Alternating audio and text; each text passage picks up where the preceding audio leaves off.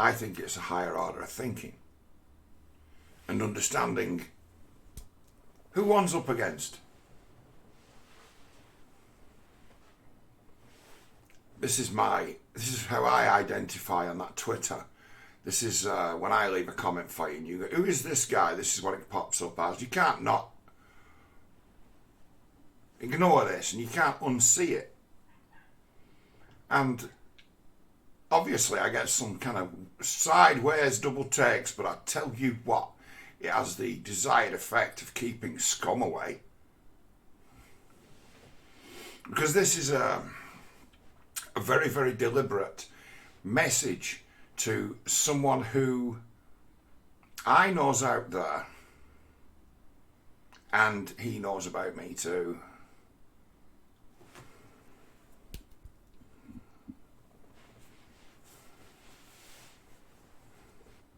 It's like there is evil in the world, there is eyes. There are those in the world who believe themselves as gods, who have the same vision as I have, right? I have vision. Basically, I can picture something big and strategize well, you know. And it's like, I know there are others like me, and it's my duty to stop them. It's my mission in life to stop them. It's like,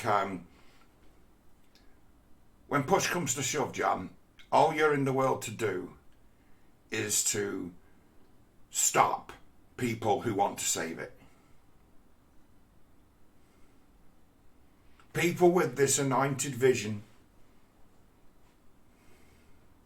think off into the future, make predictions, work towards outcomes, and it turns out the predictions, they were wrong, therefore the work was foolhardy and took us to another place. And it's like, these people never take any responsibilities for the mistakes they made when the notions come from their vision.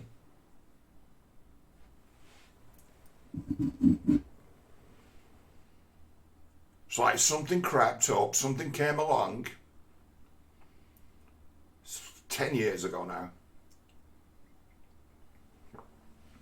when I saw the language of the New Age magician come pimp, grifter, morph into woke. Just the language morphed. It's like the game was still the pimp trickster game, but the language morphed into woke when woke offered people the ability to reach for magic weapons.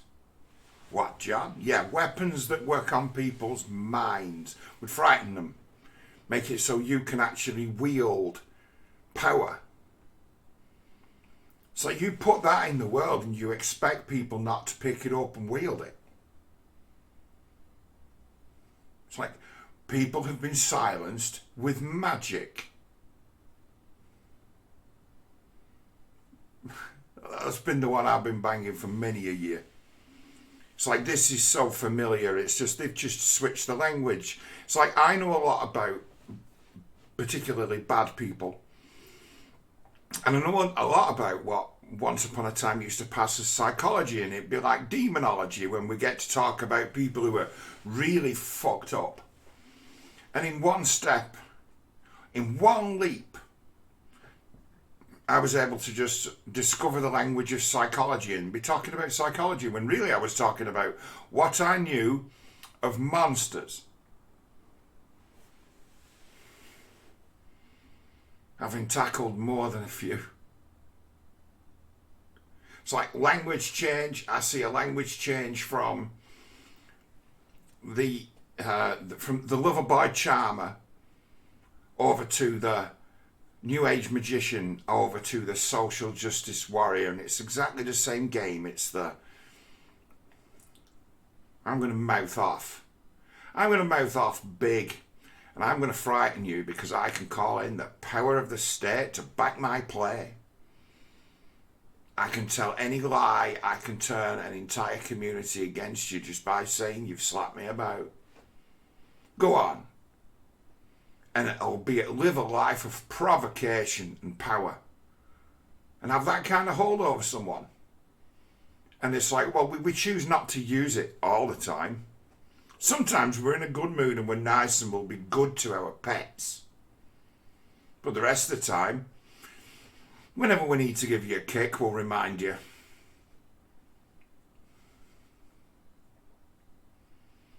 It's like, it's in ways like that we are enslaved as human beings.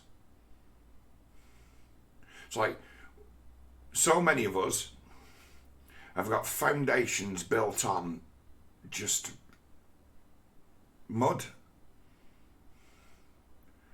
It's like, if we're to say no, if we're to rebel against this order, if we're to ignore all sodomite orders in future, what might the cost be to us? And it's like, good game, isn't it? Fucking good game. So there's only two ways of playing. You can be very rich or very poor. I think the poor man's got the edge until money finds the poor man.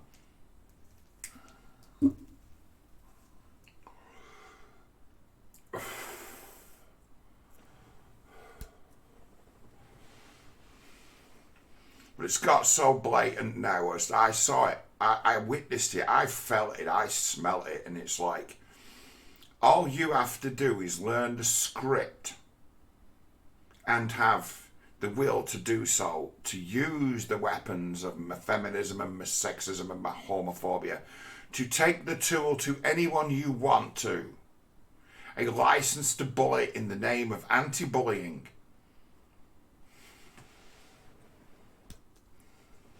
Any dissent, any talking back seen as one of the great crimes of ism. And when those words hit the imagination of those who like to hate, it's a matter of, oh, he's been accused of being racist, you know. It's like, oh, he's one of them, is he? He's probably homophobic too, yes, and a climate change denier. We don't want that. We don't want that kind of negativity stinking the place up.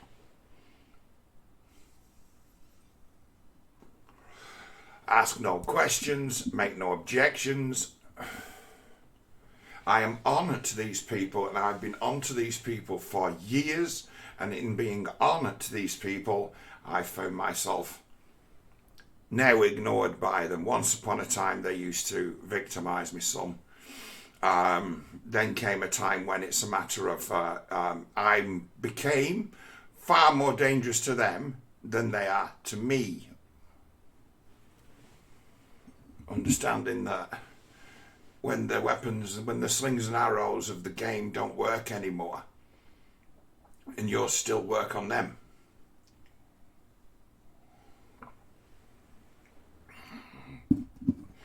A kind of worm turns.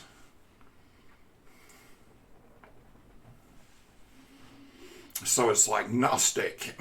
Speaks of Gnostic, it's like, yes, I was once a Gnostic.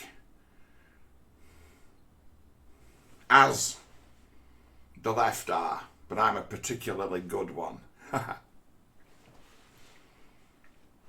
Having gone down their trail towards what they would refer to as enlightenment, I drove my life off a cliff pretty much, thinking myself incapable of making an error of judgment, and in a very straight up simple way as well.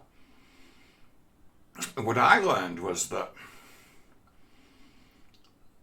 there's larger forces of reality and pain that make your notions of being one with God an absolute lie and a joke.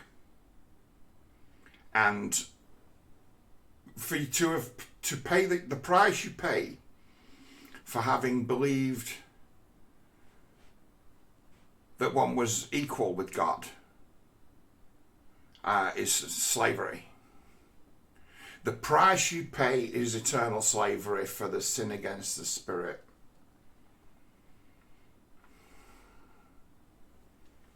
You have reached for the forbidden fruit by putting yourself above morality and then being destroyed by it. So the enlightenment comes for the Gnostic or shaman when the world finally proves to him that he is not God and there's no such thing as magic. And then the great gift of the Eye of Apollo comes to the man. He comes to realise that none of it is real, but there are those who believe it is, and to know their minds is to know the minds of all men. So there's an incredible gift in the fall, and it's a matter of, if you can't discern that wisdom of the great gift you've been given to destroy the cult, if you can't get past that, that will be the end of you. If you can't resolve that, because it's a bit cringe, really. You're up against people who believe themselves one with God, so the actual correct counter move is to say, hey, guess what? I know God better than you do. Excuse me. I'm, as it says here, a holy warrior, an oracle, and judge who works for the boss.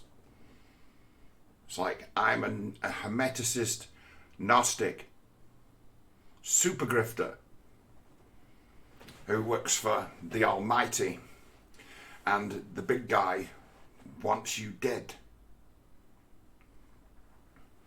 I got no say in the matter. I just see what's happening. As to where one by one, the real world's going to convince you that you are not God when things get a little bit too real for you, and it's coming. It's inevitable.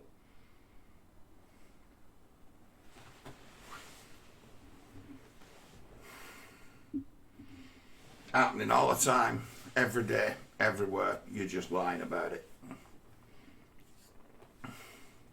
It's like it's on. It's like Lindsay's just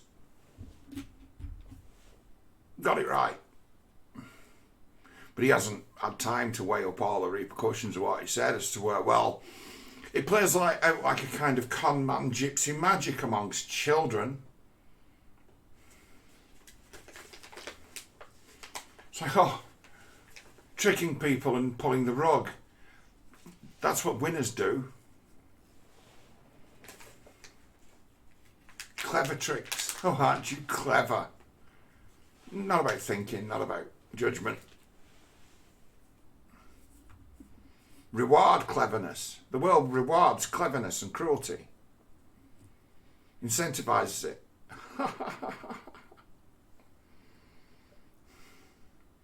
Gives a show of sadism, call it comedy.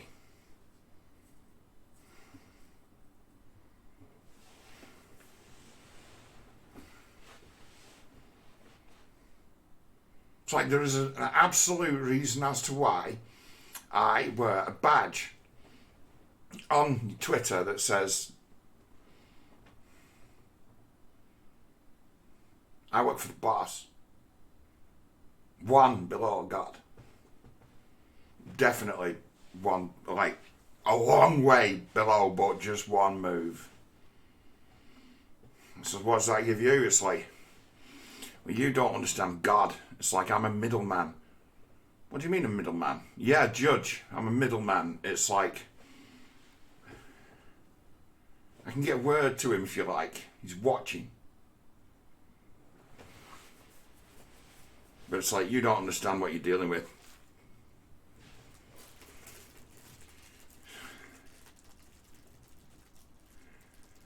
It's like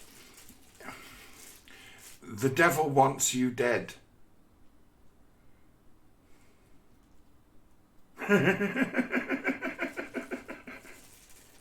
devil wants you dead.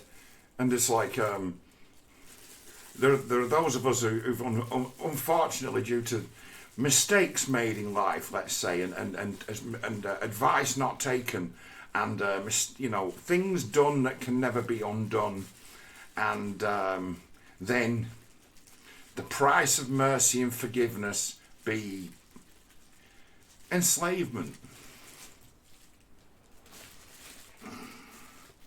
So it's not it's a big deal to work for the boss. You can't do anything but work for the boss at that stage, because it's a matter of what point is there for, you know, a kind of slayer to be like driving a milk float, even flying a plane.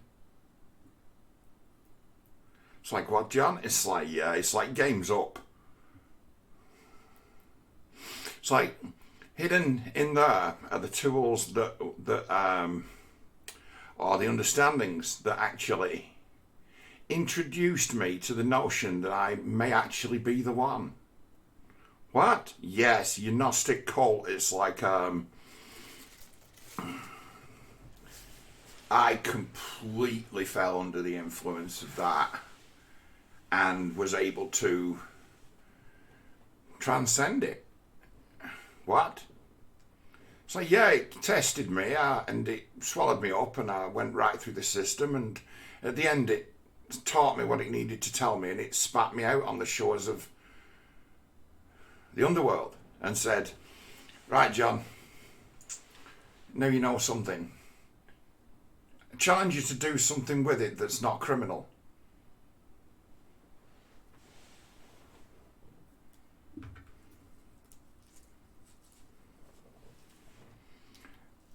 And you can be forgiven.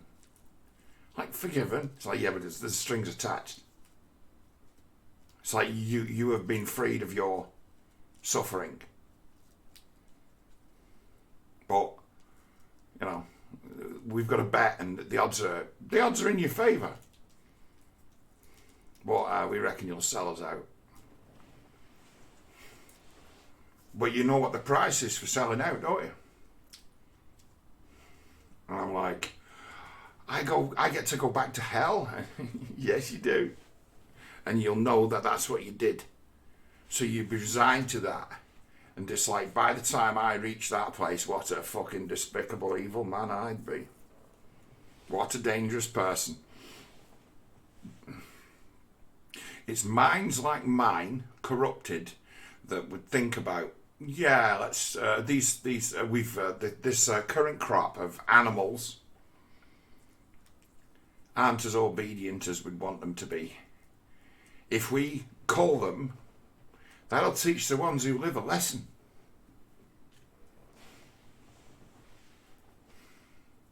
There are those in this world whose mind would reach for blood magic, knowing that it works.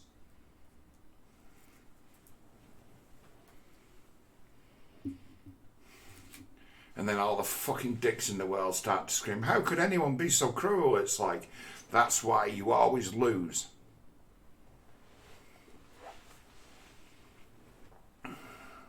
There's dogs of war like me operating on the other side.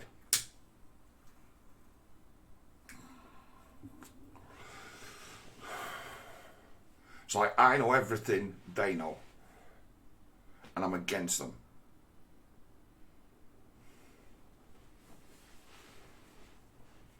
You see, there's something about this game of Oracle Judge to do with this, the old blood.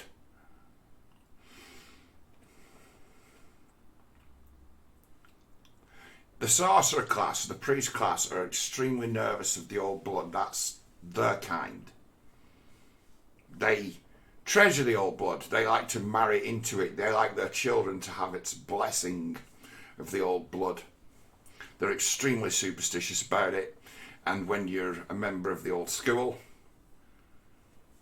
a whelp bastard hybrid mouthing off from a council flat in Rochdale, half a mile from a Masonic Temple of Solomon, a Freemasonic Temple of Solomon. You're like, no, we don't like this. We don't like these kind of people. It's like they can fuck it up for everyone, because it's not our fault they landed on the wrong side of the war. And we've got no duty to our kin. It's like, funny one, what has the woke, magical priest elite done for me? ever. It's targeted me for organ harvesting. That's what it's done.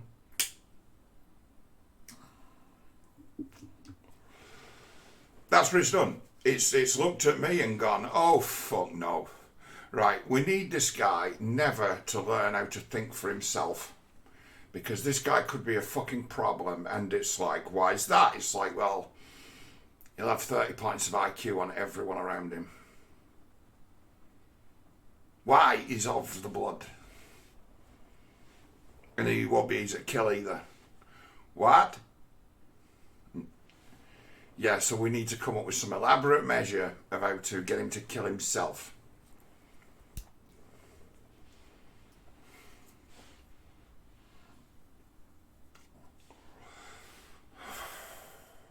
That's what I'm seeing as spare parts for the rich. There's an economy out there that cares more about what I could do for them by way of is my liver in good shape? Are my eyes fit to transplant? They're more interested in that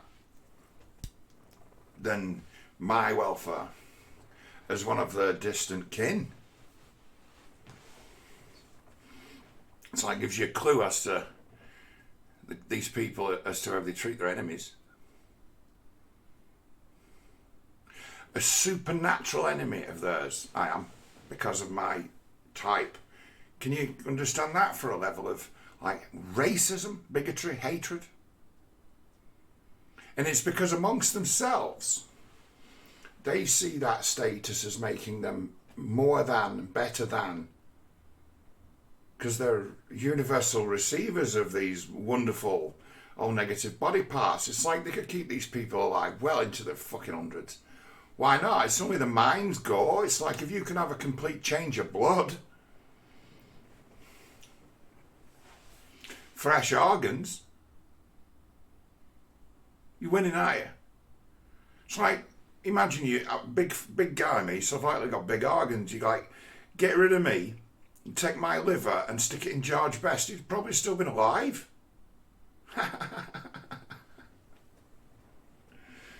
You know what I mean? He'd probably still be shagging. It's like, what do you mean? He'd still be alive? It's like, well, it's better gear.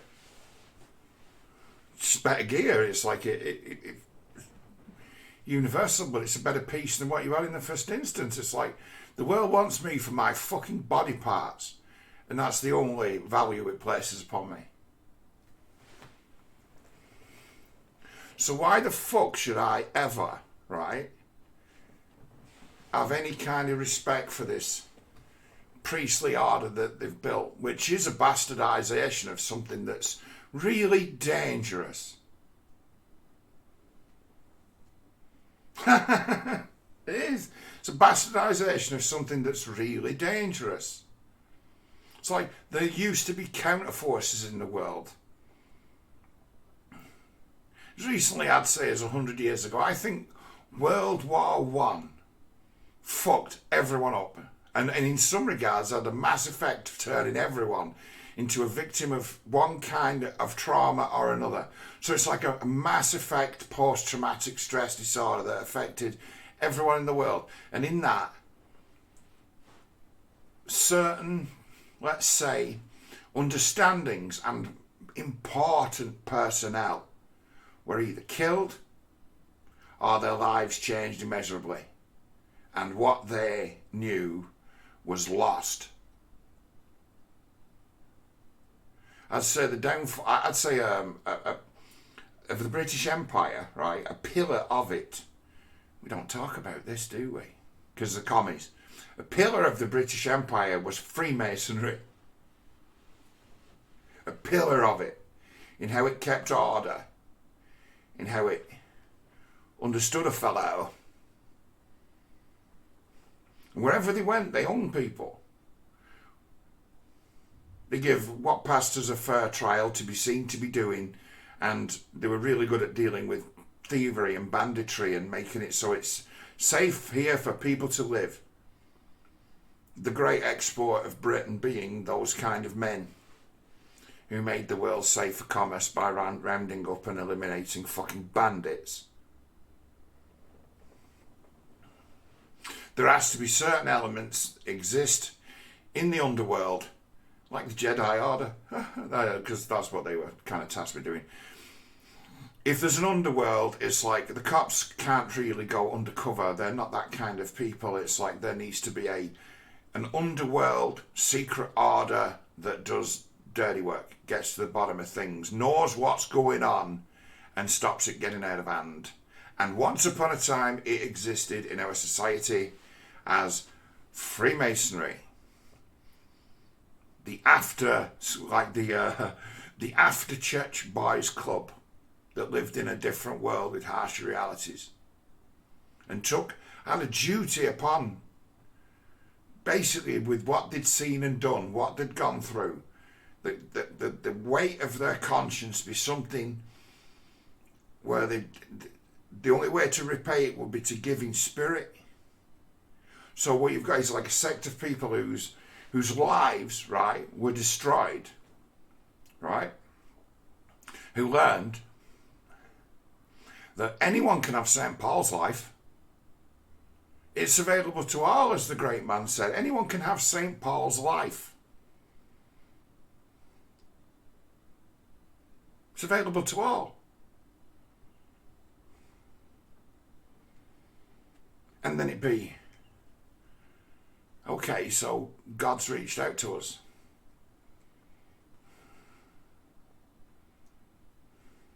And where you've got the one side, oh, God reaches out to us, confirms to us that we are God. And you get the other side, God reaches out to them and confirms that they are the servants of God. Confirms it.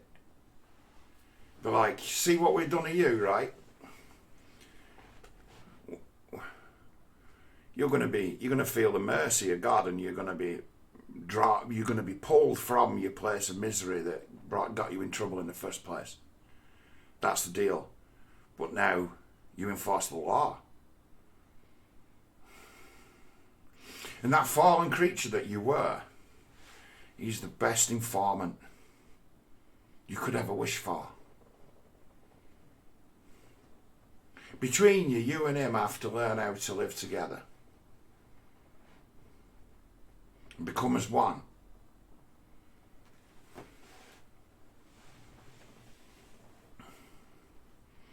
St. Paul's life is available to all. St. Paul spent his life trying to prove himself not an absolute bastard and cunt to the other apostles. He killed St. Stephen, saw one of their friends dead, and then has his moment on the road to Damascus, and then spends the rest of his life making amends for what he did and wanted the approval of those people, and ended up creating a religion. In living that borrowed life, built a religion. And then the same man says, this borrowed life I lived, it's available to all.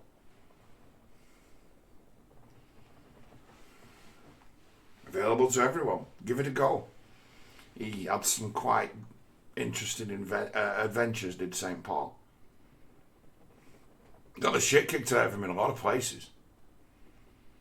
Never gave up.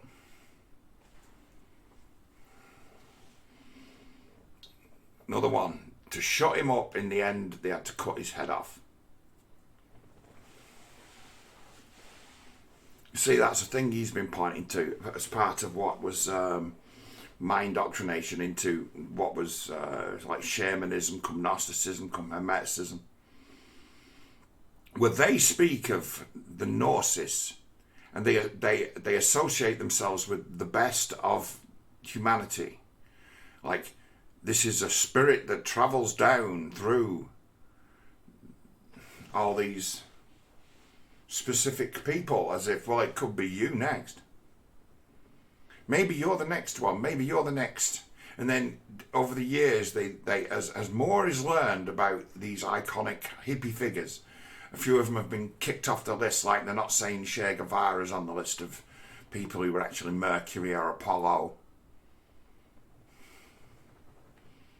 part of my great game, which is my great game, is, hey, yeah, you've kicked Che Guevara off the list, and you're a bit funny about Nelson Mandela, right? Well, turns out I'm the current holder of the title. I'm currently Mercury. I am Apollo.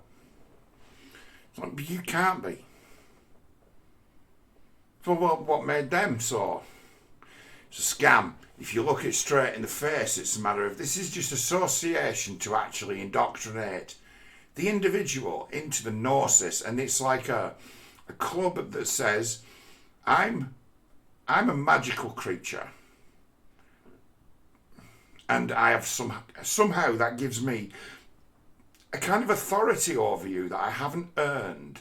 If you accept you're a magical creature too, and then the notion of the gnosis become a lie agreed upon, which is, but straight up, it's just a power dynamic.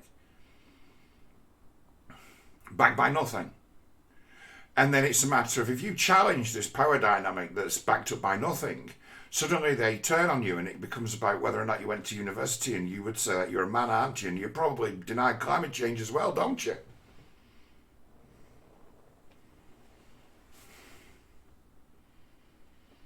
It's like it's as obvious as that. It's there in your face as to what the language. So this is like a verbal assault. It's like the only language, you're making, you throw a load of labels out like that. You make loads of associations. Like, what are you, a mind reader? And the answer is, well, they think so. Yes, their sword pointed towards you makes you an enemy in that moment, and they're going to go for the throat with whatever they've got available. And it's like they've been given a whole new host of things they can say to you, as to where if it provokes you, you are the one who's you're the weak one, you lost. And to resort to arms or shutting someone's mouth for them is for you to have committed the terrible crime of striking down one of the protected class. So I'm saying, your priesthood like this, it doesn't just exist at the top. It exists in the pub. It exists in the street. It exists at home. It exists in the school. It exists in the workplace. Where these people are literal witches using magic. And what's the magic come in the form of? I can bring down the power of the state upon you. I can threaten your future. I can threaten your kids. I can threaten your livelihood. And there's not a damn thing you can do about it. So you have to suck it up. And you have to, and there's no way of ever appeasing that kind of taskmaster, ever. They will always find another reason to kick your ass. And the notion of managing other people is so enticing to people who enjoy punishing others that they'll tell any lie to get into positions of authority. They love the idea of it.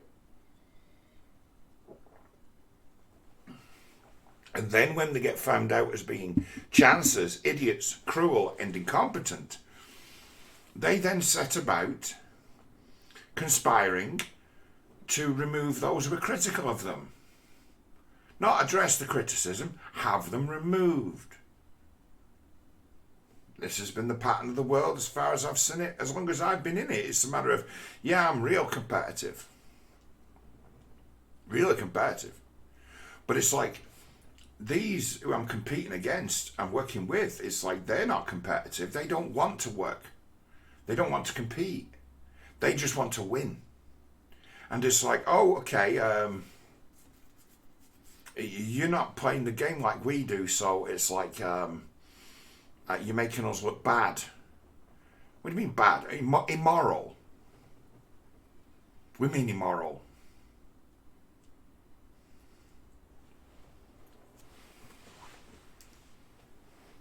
I've lived in a world where refusing to lie when you've been told to, in business, refusing to lie when you've been told to, is called unprofessional conduct. And that'd be just something thrown out at the whim of some manager who wanted something, a dirty work doing for nothing. And it'd be all the way down the world, people do things like that. At every level, every scale, people play games like that. And it destroys people. Because the right thing to do would be to pick that guy up and throw him out of a fucking window as some kind of alien, fucking inhuman fucking reptile. But you can't, can you? You got to stand for it day after day after day. Unless you're me, if you're saying no fucking way, never again. Stand up to it every time you're faced with it.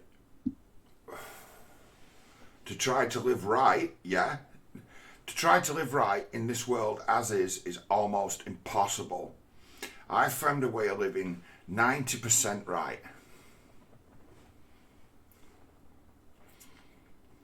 It's like, forget the idea of ever having a job. It's like, why? It's like, you know too much. It's like, what if your co-workers don't meet your high standard of approval and you start to judge them? No, in essence, you start to try to train people around me to improve. What if they take it wrong? What if you hurt their feelings?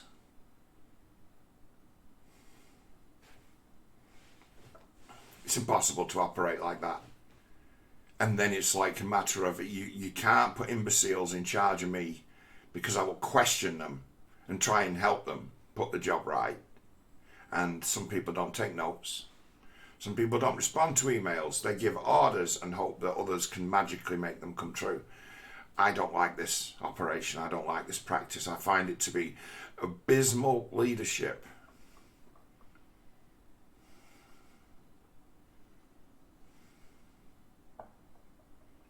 I know something of abysmal leadership, but I also know something of good leadership. I've been shown a trick or two as how to treat people with respect so they appreciate your protection. Damn. It's at every level of the game. The only way to stand up to it is to hit it head on. If you're a Gnostic God, if you know something of the Almighty, if you are God incarnate, so am I. I've just been doing it longer. I'm better at it than you, and I know my fucking place. As to no one escapes reality. Nobody. It might take something like a hurricane to hit you to prove it true, but it'll happen eventually. And it's like, those in the world who think that way, it's like, listen to me, guys. Sometimes I will ramble on and make a video and I'll be, hey, you know what? If I'm like, never put me in charge of the world. Why? I'll fucking take you to war and it'll be crazy.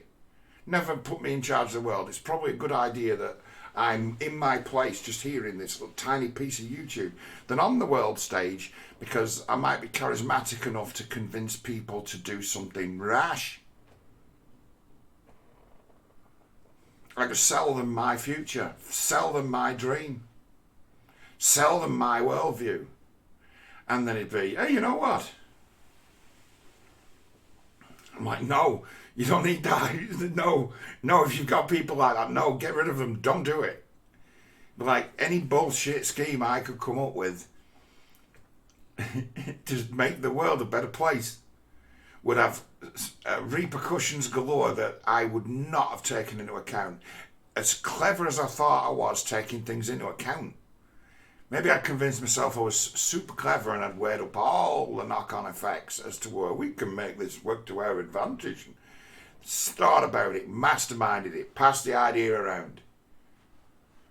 And it be reality strikes it, repercussions unforeseen, all falls on its face. Know it. Like, yeah, but there are those who think they could. There are those who think they could do drastic things to save the world. And they will end up killing people because they always have and they always will. And it's like, you have to keep the mystics out of power. You have to. If they're not willing to face judgment,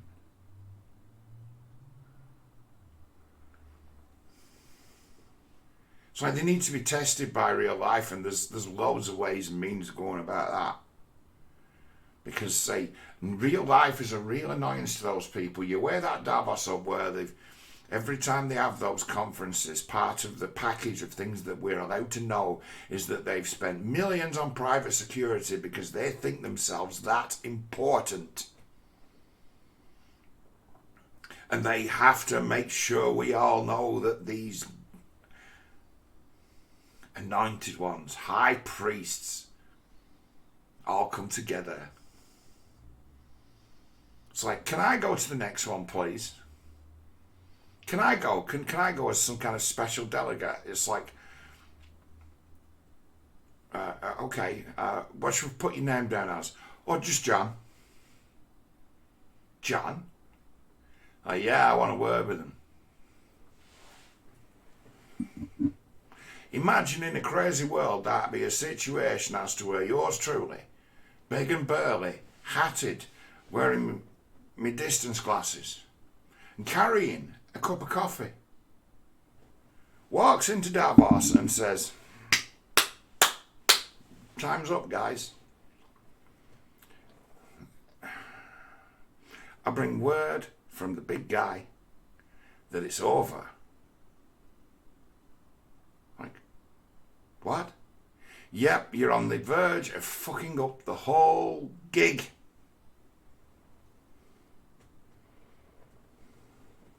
For everyone.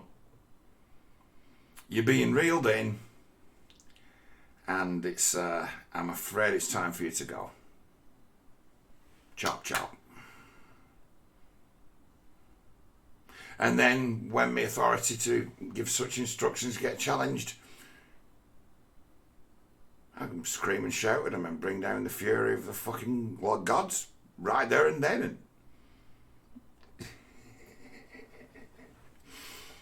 give them the dressing down of 1,000 dressing downs and the thunder and lightning of the fucking gods ringing round the place, as I call them, for what they are. And it'd be likely get shot dead or something like that, gone, and it'd be a matter of, told you we could beat them. And then people be waiting up just how fucking cheap it was just to send a bigger grifter than them.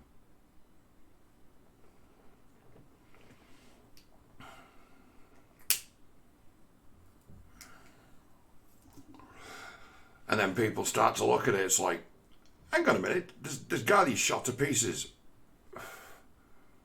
It's like,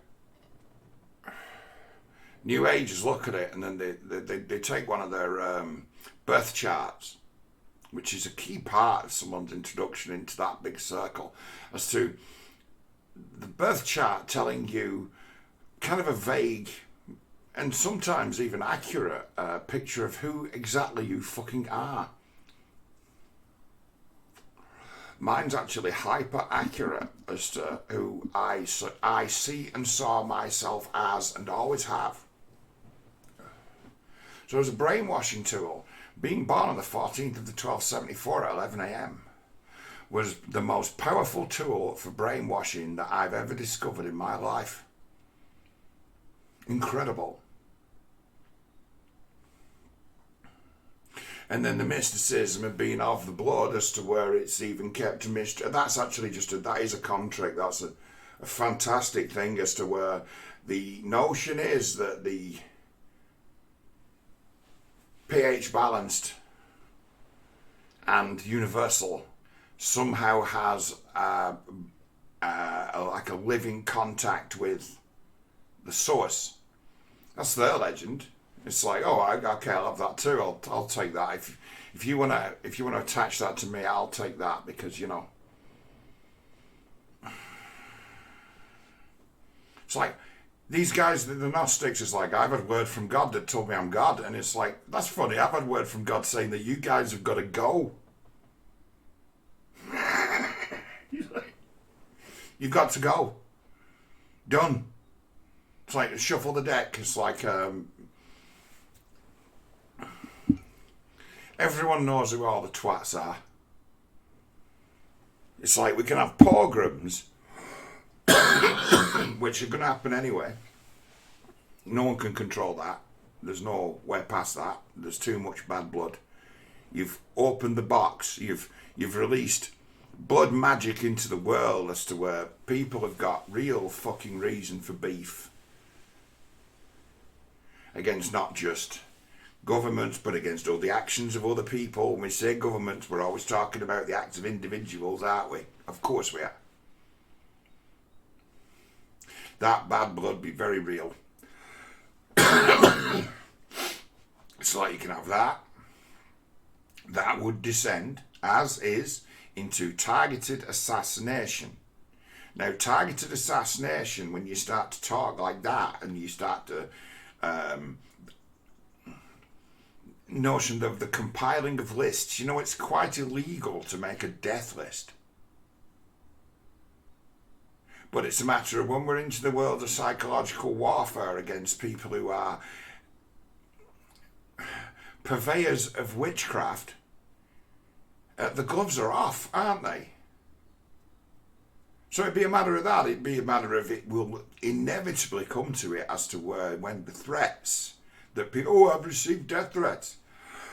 The millions of death threats that people send each other every day on the internet, millions of death threats, would probably in 1 in a million translate into a murder, depending on opportunity.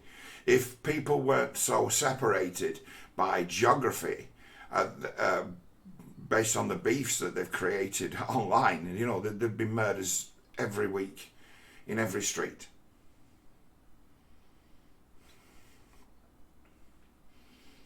It's like, do you want to call it off? It's like we can call off the woke thing, we can call off the Davos thing, we can call it all off. It's like, you have got a shadow, there is a shadow government available. There's other people who aren't infected with this curse, who can take over the reins, but it's like you would fight until the last drop of someone else's blood to stay in power.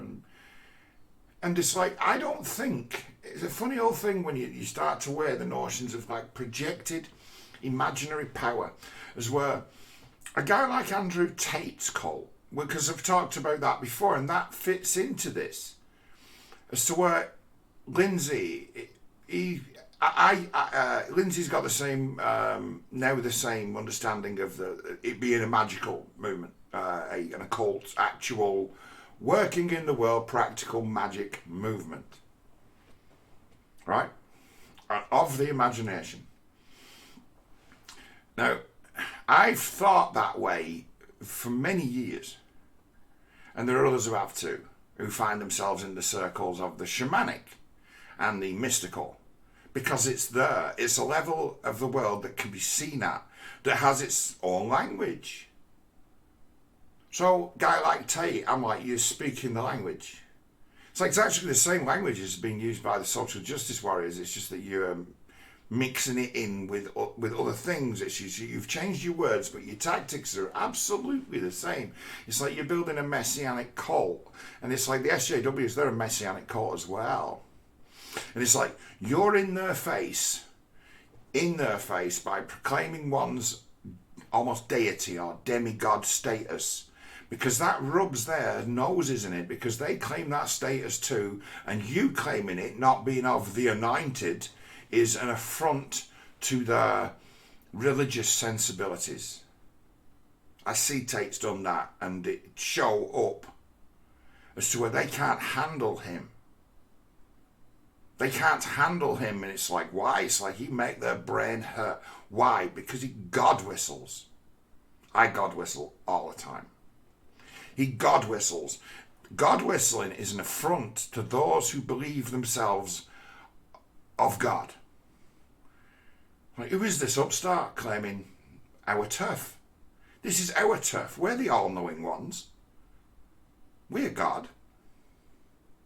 We're infallible. You claim our turf, and it's like, yeah, want it back. It's like, it's my turf. It's like, you're on my turf.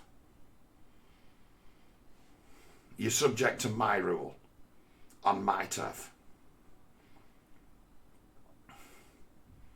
It's like, you hit New Age Gnostic magicians with spells like that, and they will fucking implode. That's the end of them. It's like, game's up. It's like the counters, the counter moves to Gnostic magicians are so counterintuitive and cringy that no one's going to reach for them. So it's like, I'm here to teach you how to bring them all down. And it's like, there was a chap once I met who I was impressed with, in that he was just an excellent practical man who could build a wall, build a house, knew something of metallurgy, could forge things out of steel, could make things. And he lived out in the country. And not like no assets of any kind, but like mammoth, massive, huge stacks of cash. And I'm like, wow, it's like, you're like John Connor. It's like, when it all comes crashing down, it's like, you'll be like the guy who leads us out of the ashes. And he says, no, John, you will. And I thought that was the funniest thing I'd ever fucking heard in my life. To be honest, because I was, we went down the road and saying, fuck me, in a post-apocalyptic wasteland. It's like, you'd be a fucking legend. And it's like, nah, not as good as you, though.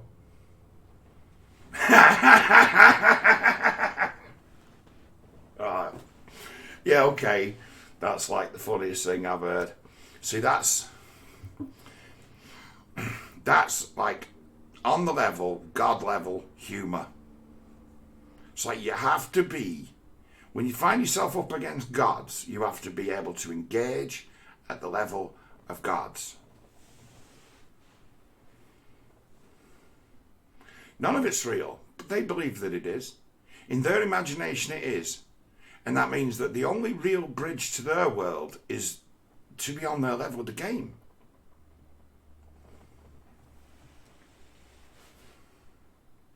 And it's just cringe. So it's like, until the day you're willing to throw down as a human with purpose,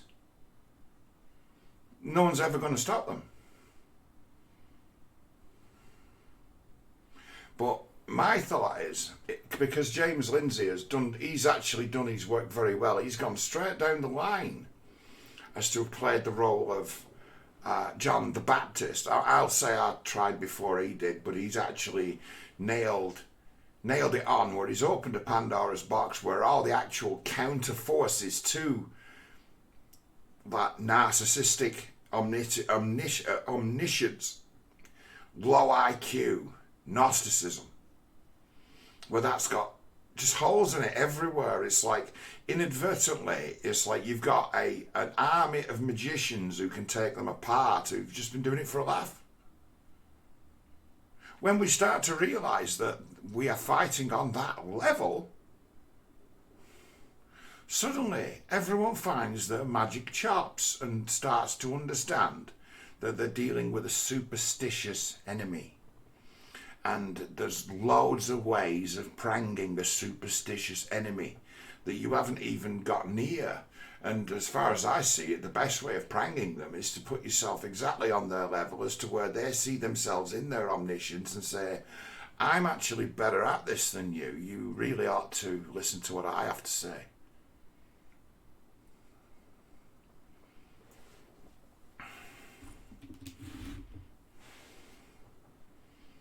And in the meantime, we see, it's the thing, omniscience, it's bad. So you can't have omniscient people in control. It's bad. I'll speak from experience. You do not want me ruling the world. I'll think there's a solution for some crisis that need come to be brought to some kind of end, or else, surely there's something here that can be done. And it's like crazy schemes from the minds of fucking mystics who can imagine things and strategize. The shit they come up with. We can't do it. The world cannot do it. It's like if the guy was a king, right? We used to get one king who's just like this. It's a matter of, well, we can kill him, or we can talk his brother into killing him, or we can just wait until he dies, and we'll just be real slow about doing what he's asking us to do, and we'll just fucking waste his time with his stupid, massive reforms he wants to do. They'll fuck the place up. We'll just go slow for 20 years, and hopefully he croaks, and his brother, who sees the folly of his fucking brother's ways, might get it back to normal. So we just wear the cunt out. It's like, how do you wear out the WEF? How do you wear out communism? It's like they have a whole new... They've got a million shills waiting to step up and do their magic act and say the words. Because that's all you have to do. To join the ostensible left, you've got to be able to look the part, stand out front, do the magic act, say the words without falling over or behaving like an animal. And you're allowed to join. And it doesn't matter who you are or who you came from, what your background is, what your qualifications are. If you're casting the right spell, you're in. You're AOC. In from nowhere, suddenly influential. You're Michelle Obama. You come in, you say the words, wallop.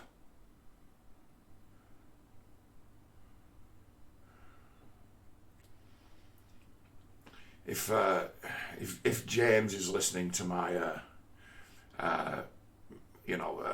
spiritual, like, Armageddon rant, go after Obama.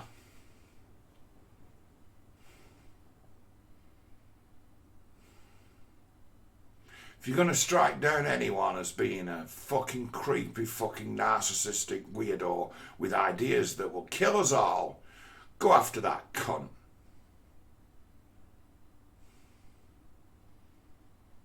I have an idea that many people who have been thrown at us now as deliberate wastes of time, deliberate smoke screens, just more new shill, wait till it falls to pieces, get another shill, new shill, new shill. I think he's a major talent spotter and backer. I think even association to that man even gives you a career in that movement. Appear on a photograph with that cunt, and next thing you know, you'll be getting interviewed on the Young Turks. I think the gangsterism in the magic circles is that obvious, and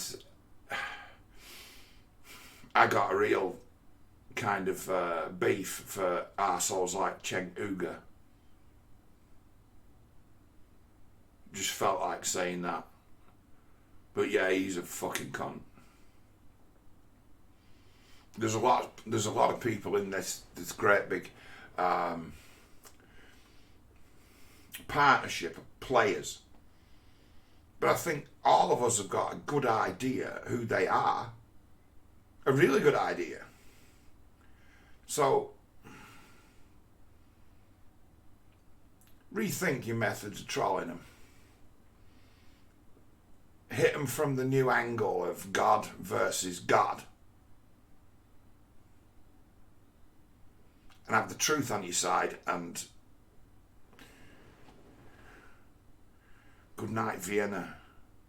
A whole new level of comedy available as to where it would be the greatest heresy of all time to the Christians is to say, what do you declare yourself? We said, well, they are.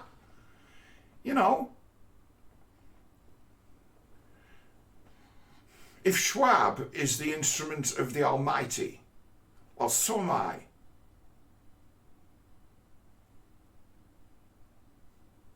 So yeah, might make you cringe, but it's funny. When it stops making people cringe, throwing down hard on members of cults, throwing down hard on them, knowing that you're actually up against a monster here. There's something in there that's afraid of the truth.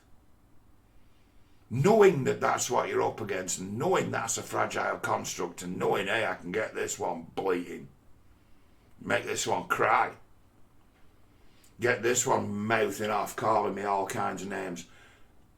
See you perform. There's a new method or new thinking that opens up the roads to completely next level methods of provocation that haven't yet been properly exploited. And when they have, it be seen as like a genius piece of comedy in one place or another. It's like we have to upgrade our thinking. If we upgrade our thinking, we can be done of the menace of these fucking witches real quick. When they become afraid of casting bullshit spells on people because there's a repercussion.